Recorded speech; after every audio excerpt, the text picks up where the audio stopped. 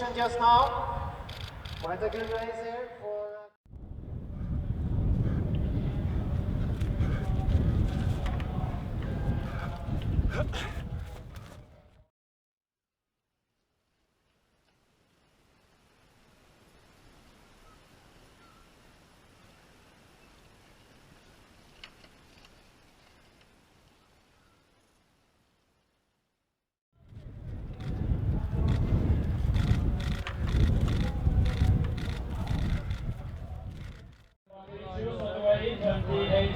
So it's going to be the 10th position so far for the Ukrainian here.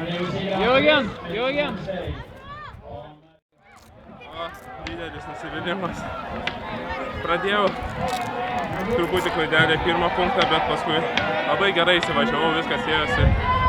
O taip kaip tikėjausi, žinau, kad vidutiniai trasai man visada labai sunku, bet ėjosi tikrai neblogai, manau, ir prieš pat parodomai vieną punktą kaip dėjau, porą minučių, kokia didelė gėda.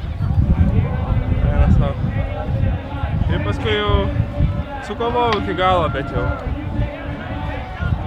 gal ir daugiau nei 2 minutės.